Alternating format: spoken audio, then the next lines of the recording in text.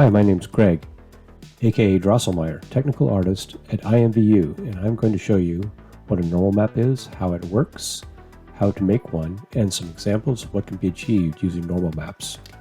Using normal maps, you can add fine detail that reacts to lighting in the scene without the need for added detail in the mesh or in the diffuse map. A normal map is a specially generated texture that cannot be easily painted by hand. This is because it uses the red, green, and blue channels of an image to store mathematical data, which is used to alter how light interacts with the surface of an object.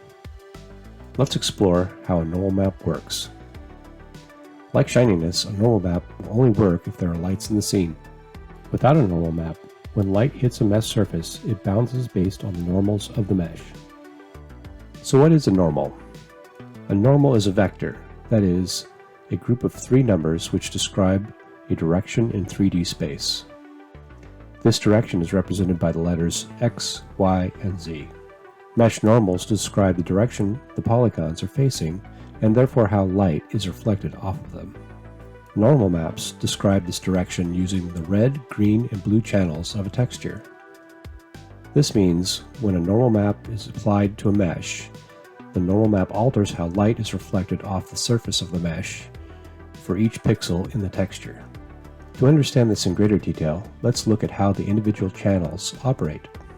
Imagine a texture mapped to a plane lying flat in a 3D space, where the width of the texture lies along the x-axis and the height of the texture is on the y-axis. The red channel represents the value of the x-axis of the normal, where 100% white, value 255, points all the way to the right and has a value of positive 1 on the x-axis. 100% black, value 0, points all the way to the left and has a value of negative 1 on the x-axis. 50% gray, value 128, points neither left nor right and has a value of 0 on the x-axis. The green channel works the same way but represents the value of the y-axis of the normal. White is positive on the y-axis, black is negative on the y-axis, and 50% gray is 0. But to complete our normal vector, we need one more value to represent the z-axis. The blue channel is just the ticket.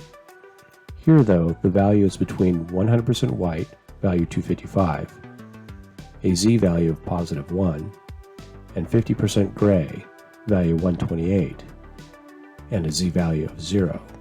The z value will never be negative because it is always assumed that the normal will be pointing out from the surface and never in, as that would look weird. When the channels are combined, you have a normal map, that is, an image that describes the direction of surface normals. But how do we make a normal map? There are a few ways to create a normal map, and here we will cover a couple of basic tools, one available in Photoshop and another an online normal map generator. When making a normal map using either Photoshop or the online normal map generator, you start with a grayscale image known as a height map.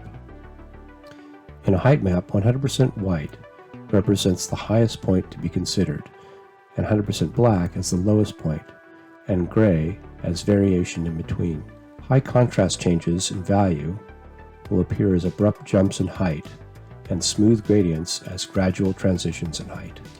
In Photoshop, take your height map and choose Filter, 3D, Generate Normal Map.